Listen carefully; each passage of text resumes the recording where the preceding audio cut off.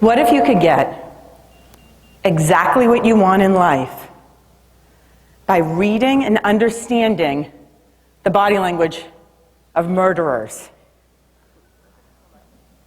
Stay with me. Stay with me for a minute. In my young 20s, I got a job with the federal government, 3-lettered agency, law enforcement. My specialty was firearms trafficking.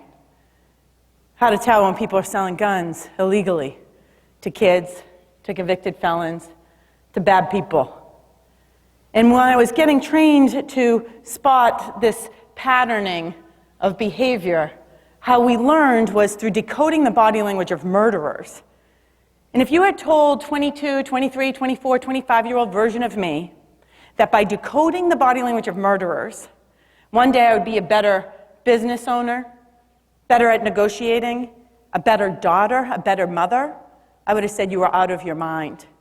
I had no idea what I was learning at that time through decoding the body language of murderers, how it would change my life and so many other lives. So I worked at the World Trade Center in New York City for a while. And going through a lifestyle where you're looking for the bad in people wears on your soul. So I took a stand-up comedy class at night. Not because I thought it was funny, because I wanted to have funny friends, or at least people who thought they were funny. And I remember I was going to a comedy show one night with this woman, Andrea, and if you live in New York City, you know you probably don't own a car.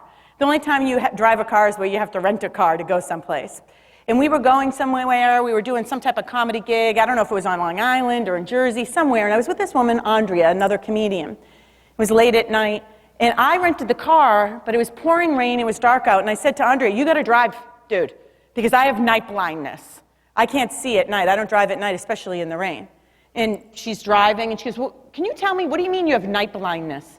I go, I literally can't see at night. I mean, I can see the street signs, like I can tell there's a sign ahead that either you have to take action and seize an opportunity or avoid some type of pain or trouble. I see that there's a sign, I just can't read what it says.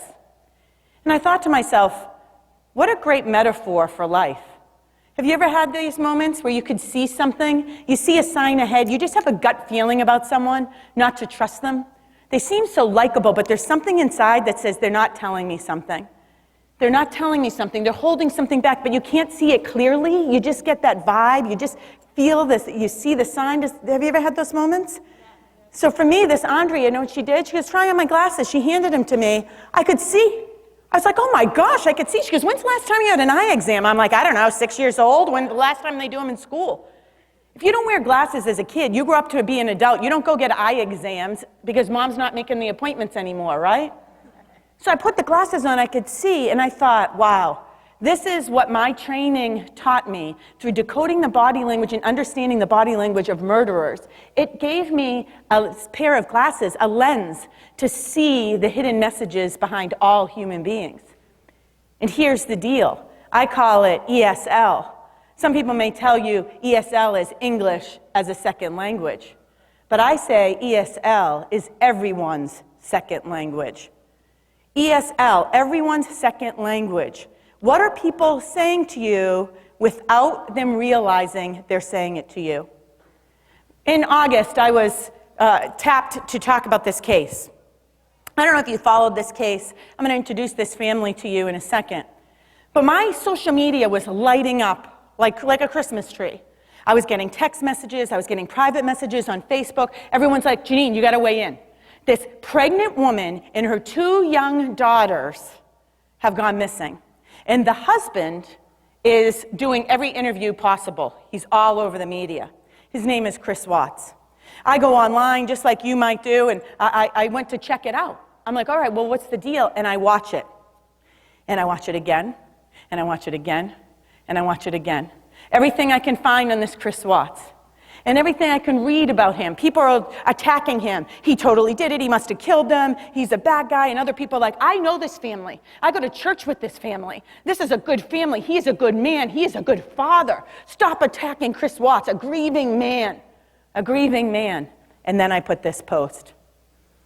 See, my post talks about what I saw. First, I apologize, and I say I'm praying for this pregnant woman and her 2 young daughters. I'm praying that they are safe. And There is no one way we all grieve. There's no one way that we all deal with anxiety and stress when we're nervous. It shows up completely different in all of us. And with that being said, I said, I hope I am wrong in my following analysis. Because my analysis is screaming, this guy has done something really dangerous and really stupid. I'm a prayer person. It was the first time in my life I prayed that a pregnant woman was a battered woman. And that maybe she was just a battered woman and she took off with the little ones and she's somewhere safe in a battered women's shelter. If you had ever told me that I would pray that a pregnant woman would be a battered woman, I would say there's no situation on earth that I would ever pray for that. But here I was on that day in August 2018 praying that that was the best case scenario. Because what I saw through decoding the body language of murderers for over 2 decades was not good. Was not good. See, I posted pictures of the suspicious behavior. Right here you can see smiling. You know what was missing from this guy, every interview he was doing? 2 emotions were missing: fear and sadness. Never once in any of the interviews did we see sadness or fear. Never. We saw anger, we saw disgust, and we saw happiness. And I put these pictures on social media on this day in August, and I highlight the different emotions that I'm seeing, and I'm talking about what I'm not seeing, which is I'm not seeing fear, and I'm not seeing sadness, and I'm seeing all suspicious behavior of someone who is keeping a major secret from us. Less than 6 hours later, Chris Watts confesses to police that he killed his wife, and later confesses that he killed his 2 young daughters. I put on social media, I hope this is a time that my analysis is wrong, and sadly, it was not. What are we missing with the people in our lives? The secrets that people are hiding from us, and how can it help us have more wins in work and in life and in love? By understanding ESL, everyone's second language. See, by understanding everyone's second language, I believe and I know as a fact that you can have more wins in life. You can have more wins in life. ESL, E, eye blocking. We're going to talk about eye blocking when someone's eyes close a little too long or they hide their eyes. What message is it sending? S, shoulder shrugging. What is a shoulder shrug? What are they saying when you see someone shrug? There's a definitive answer of what they're saying right now, and is the #1 missed body language move that people are doing in our everyday lives, professionally and personally, that we miss over and over and over. And you wake up and you say, I'm blindsided. How did I not see this happen? You didn't see it happen because no one trained you in ESL, everyone's second language. How many of you would like to kiss those I never saw it happen, those moments goodbye, and say, I saw it happening. I knew what to do in those moments. Yes? Shoulder shrugging. Last but not least is our lip locking. Lip locking is when our lips disappear. They are sending you a signal, and I'm going to talk to you today and teach you what is the signal that people are sending. See, just like my friend Andrea, that comedian, gave me those glasses and I could see everything clearly, I brought the ESL glasses today to give each and every one of you. How many want to walk out of here with the same lenses? I trained the CIA and the FBI and Scotland Yard Police and Procter & Gamble and Coca-Cola. You want the ESL glasses? Say, I do. I do. Then stand up. You got to take the oath. Repeat after me. I swear to use the ESL glasses for good, not for evil. And for those people who are not listening because they were afraid of the talk title, let's give it to them anyway. Everyone take a seat. First, let's explore eye blocking. Eye blocking is when our eyes close a little too long, or when we're talking to you, we suddenly disappear. If you pick your kid up off the bus, and every time you go to the bus stop, your kid's bus driver always has a hat in front of his head, and in front of his face, and he's like, hey, Mrs. Johnson, hey, Mrs. Johnson, and never looks at you, this is suspicious behavior. This is not normal behavior. This is what's called eye blocking. Eye blocking, we're going to explore. You all do eye blocking. We all do it, and I'm going to talk about when do we do it. Here's eye blocking. I want you to think of your cell phone. When you put your cell phone down, you don't use it for a while, often a screensaver will come up. And if you have it programmed correctly, a screensaver with a passcode will come up in order to open up your phone. Why do we have that screensaver with a passcode? To protect our private stuff on our phone. If someone happens to come by and grab it, a stranger, our friend, a significant other, an about-to-be ex-employee or ex-supervisor, someone that's going to see your phone and you don't want them to see your private information, even if you have nothing to hide. It's no one's business. This is what eye blocking is doing. Eye blocking is saying, I don't want you to see what's happening here. I don't want you to see what's happening in here. And also, eye blocking takes away the visuals. Here's when we eye block. Have you ever been like at an airport or in a crowded space and you get a phone call? So everyone's here, you're all in this auditorium, you get a phone call. Do you take the phone call and look at everybody? What do? You go to a corner, right? Or you look down. You're like, yeah. Some of you will get small. Yeah, Yeah. I'm at a TEDx talk, in New York. Yeah, Long Island. I don't even know how I got here. It was wicked hard to get here. Yeah. Right? You go to a private space, you go to a corner, you get small, you take away the visuals. If you continue to look at the people in front of you, what happens on the phone call? What does that person say? Know what they say to you? You're not listening to me, are you? Hello? Are you distracted? Are you listening to me? Know why they're saying that? Because they can tell you're being distracted by all the visual data that's coming at you. So your response to them is delayed. See, when we're lying, we have the truth to remember and the lie to remember. And what we want to do is remove some of the data coming at us so we can remain on the path of deception and keep our secret from you. Does this make sense? So you can see this in weird ways. I'm going to talk about Chris Watts here. Next to Chris Watts, this is the man in Colorado who murdered his pregnant wife, Shanann, and his two daughters, Celeste and Bella, this August 2018. Then we see Scott Peterson. Scott Peterson murdered his pregnant wife, Lacey Peterson. Then you're going to see Ted Bundy. Ted Bundy murdered, we know he confessed to 30 people in several states, probably way more than that. And then Susan Smith. Susan Smith drowned her two kids, put them in a car seat. They died by drowning when she drove the car into a lake, but she told the media and the police what? A black man came and took the car, and her kids were in it. You know what was suspicious beyond this esoteric explanation? She said, this black guy came and took the car, and I was worried that they would kill my kids. Wait a minute, was it a black man or several people? It all of a sudden became a they? Many things were screaming, Susan Smith is lying, including her smiling when doing press conferences in the media. So let's look at how long do they do eye blocking.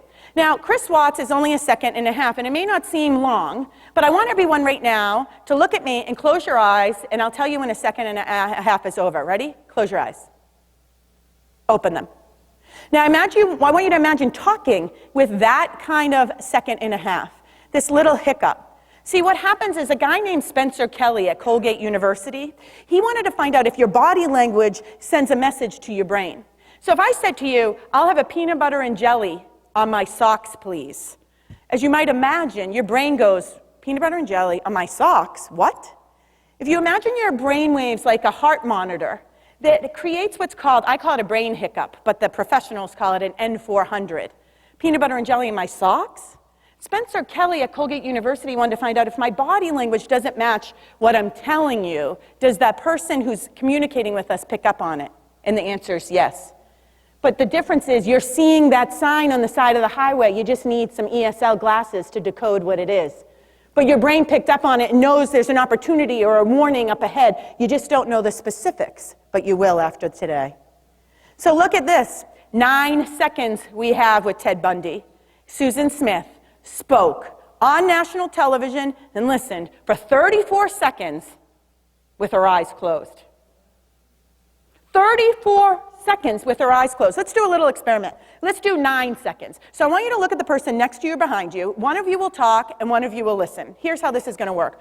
Decide who's going to talk. Whoever's going to talk, I want you to say, I'll talk. And I want you to talk about your favorite presentation today, your favorite TEDx talk, for 9 seconds. I'll tell you when you can open your eyes. You're going to talk for 9 seconds with your eyes closed, telling this person, looking right at them, and the person looking at the person speaking, just look at them. I want you to feel how weird it is for someone to talk to you for 9 seconds with their eyes closed.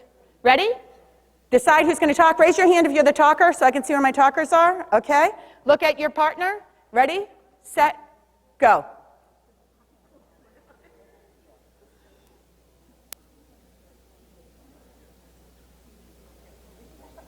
Stop. Raise your hand if that felt weird. Right? I want you to start noticing. The first step on ESL is noticing these eye blocking. Noticing this eye blocking. I want to say to my baby that your mama loves you so much.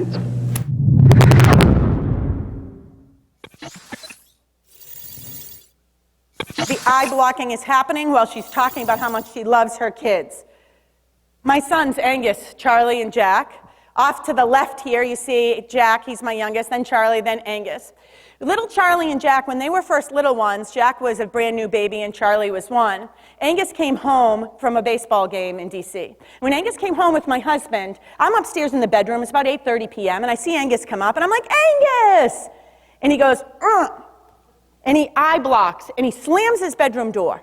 Now, I don't know how you were raised, but in my family, if we slammed the door growing up, my mother and father had a policy called I'll solve that problem policy, right? The door would be off the hinges by the next morning in Dad's workshop. But my Angela would tell you, when you know better, you do better. And I know better because I know Angus is eye blocking, and I also know that anger is a secondary emotion to things like fear and sadness and anxiety. So instead of me going and yelling to Angus's perceived anger, because he looks angry, but I know there's more to the story here because I speak ESL, everyone's second language. And I went in and I rubbed his back. I go, what's going on, buddy? He goes, And I go, listen, are you sad, scared, or angry? And he burst out crying. He burst out crying. And he goes, Mom, we were at the baseball game, and I know you've been traveling all week, and you were home just for one night, and tomorrow you go on another trip. And Charlie and Jack go to bed at 8 o'clock, and I just wanted to see my brothers. And Dad said I was trying to trick him, and that if I left the game early, he would take my iPad, because he thought I was tricking him, and I just wanted to go home and play with my iPad. Now, this is a big deal, because Angus has learning differences, and every day he takes an hour and 15-minute bus ride to school into D.C. So I looked at Angus, and had you been there, you would have heard me. I said, listen, buddy, first thing, I'm the boss in this household, so don't worry about the iPad. You can totally use the iPad. Second of all, I don't mind waking up Charlie and Jack. I can put them back to sleep. See, by me understanding ESL, everyone's second language, I created an amazing relationship and a conversation with Angus that if I didn't understand, I would have went in and said, hey, manners make the man. You don't slam the door. When I say hello, you say hello back. I want you to imagine the outcomes, how they're completely different when you understand English. I mean, everyone's second language, ESL. Shoulder shrugging. Shoulder shrugging is uncertainty. Look at the person next to you and with a shrug say, I'm so glad you sat next to me. So glad you sat next to me. Shoulder shrugging. It's uncertainty. She got back from Arizona. Did you wake up and say, No. I saw her when she got in, but it was really quick just because it was 2 a.m. in the morning. But I saw the kids in the monitor before I left. I saw my wife when she came in. I saw her when she came in. It was really quick. This tiny little shoulder shrug. Let's watch this guy, Drew Peterson. Were you surprised when the body was exhumed and they changed the determination of death? Very much surprised, for sure. Because for many years, my children and I, we've been, believing that, she died in a household accident. The number one mistell in body language is a shoulder shrug. They're indicating there's something they're uncertain about. There's something they're uncertain about. Billy Zebe, one of my clients, came and took this training on reading and decoding and understanding the body language of murderers, and he went into a pitch meeting, flew from Las Vegas into Florida, had this big pitch he was going to do, and he sat down and he said to the person that he was pitching, I'm curious, you've had the same vendor for 25 years. What is leading you to look for new pitch ideas and to partnering with a new vendor? And when his potential client began to speak, he goes, well, we're just not happy with them anymore, we're looking for a change. And he began shoulder shrugging. Billy Zebe took him and his team and his presentation and walked out the door. Said, we're not a fit for what you're looking for. We wish you good luck. His team's like, what are you doing, dude? We're totally prepared. You paid all this money to fly us in here. He goes, oh yeah, they're just fishing for other people's ideas. They're not going to go with another vendor. Did you see all that uncertainty? Guess what happened 2 months later? They announced they stayed with their own vendor. They were, in fact, looking for other people's ideas. Other people's ideas. Look at this guy. He's going to shoulder shrug when he says, I want to thank the sport and all my fans, and I want to thank my wife. He shoulder shrugs when he says wife. Why do you think he shoulder shrugs with wife? Oh, he's going to show you. Thank you very much for giving me this. And I appreciate my fans also. My wife and my girlfriend. My wife. Yeah, sorry to say. I'm so sorry, my wife. Listen, I love you so much. thank you very much for this, for giving me this. And I appreciate my friends also, my wife and my girlfriend. My wife, yeah. Listen, I believe you can't unsee something, unhear something, or unexperience something. You can't unhear it, unsee it, unexperience it. You yourself, when you shrug, your body is telling you before your thought even kicks in, whoa, I'm uncertain about something. What am I uncertain about? I'd love to go on a date with you. Ooh, look at what just happened there. What's going down? Right? There's something you're uncertain about. There's something you're uncertain about. Last but not least, lip locking. When we don't like what we see or hear, our lips disappear. Pull your lips in and say to the person next to you, you smell amazing. You smell amazing. You smell amazing. Repeat after me. When we don't like what we see or hear, our lips disappear.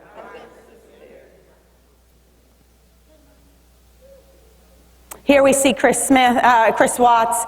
His lips are going to disappear. You see this non-stop with him. He's doing a tongue protrusion here. This is another move we won't be talking about today, but that is connected without a doubt to everyone's second language, ESL. We see this with Jodi Arias. We see this with different murderers that have been on television, and we've seen them. As I begin to say my goodbyes, I want to introduce you to my mother. My mother's my best friend on earth. See, when Mom was first diagnosed with breast cancer, she was a pretty good sport about it. She's a happy person all the time. And I remember she called me one time and she goes, hey, Janine, if this breast cancer kills me and I die and come back to earth, I'm coming back to earth as a swearing person, like you and your father. I go, Mom, you have cancer now. You could totally start swearing. She goes, that's not who I am. It's just not who I am. Next day I called, my mother answered, but I thought it was my sister Kayleen because whoever answered said, hey, what's going on, bitch? I was like, Kayleen? She goes, no, it's Mom. What's going on, bitch? I go, what's going on? What's going on with you? She goes, I'm trying out the swearing thing. How do I sound? I go, you sound fantastic. Think of all the years you've been missing out on. 2 days later, Mom, who's in such good spirits, comes to visit me in Alexandria, Virginia. I go, how you doing? She goes, fine. I go, what's going on? She's like, nothing. And her lips begin to disappear. I go, Mom, you and I both know there's something you're not telling me. What is it? Had you been there, you'd have seen Mom burst out crying. Burst out crying. She goes, listen, a year ago my dentist told me I had something in my throat and I had a PET scan done. And the doctor never called me after, so I thought it was good news. But now that I have breast cancer, I had to go get that record from the PET scan from my throat. And I picked it up 3 weeks ago, Janine, and in it says that in my throat I have cancerous cells. So I have cancer, I think, through my whole body, not just my breast, but everywhere. I think I could fight breast cancer, but I can't fight it if it's everywhere. When you understand ESL, everyone's second language, you can have amazing conversations with people, and you can change their lives. See, Mom said, I don't want you bringing it up. Don't bring this up to the doctor. Do you understand me? But I know anger is a secondary emotion to things like fear and sadness and anxiety. I go, okay, Mom, I won't say anything. We went to the hospital to meet that surgeon. I pulled the surgeon aside. I go, hey, my mother thinks she has throat cancer because of this report. Can you look into it? He said, yeah, I'll look into it. Sometimes we need to fight for people who can't fight for themselves. Wouldn't you agree? Listen, I would love to tell you what happened on the outcome of that report, but instead I thought I'd let my mom tell you. Would you like to meet my mom? Yes. Ladies and gentlemen, let my mom tell you what happened here. Janine, when I went to visit her just before, right after my diagnosis, I had confided her that I was afraid that I had more than one cancer. I had gone for a PET scan, and when I came back, it said that I had throat cancer. And I had gone to the dentist, and the dentist was just cleaning my teeth, said it looked like something in my throat.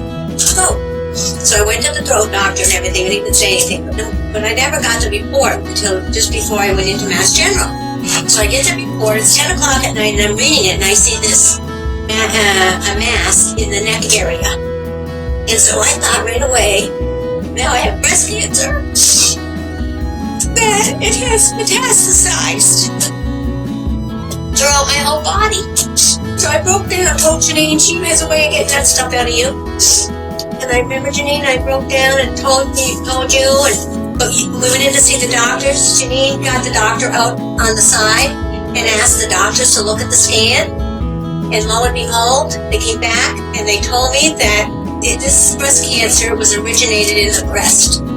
That was the greatest gift I ever had. I was carrying that with me. Sorry. I was carrying that fear with me for about a month. And thank you, Janine, for clarifying that. That was the biggest gift you could have had for me that day, because I left there, I know I still had breast cancer, but I left there saying, okay, there's one I'm fighting. It's not all over my body. So thank you for that.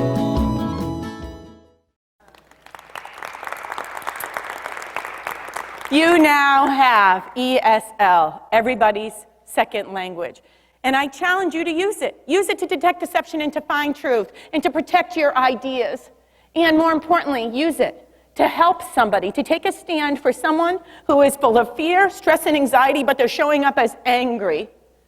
Use it to find out and uncover the secret that they're hiding.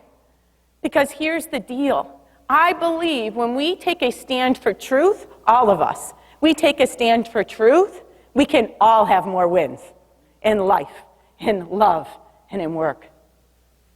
Maybe, just maybe, these people in our lives are waiting for us. They're depending on us to see and decode their body language so we can hear them.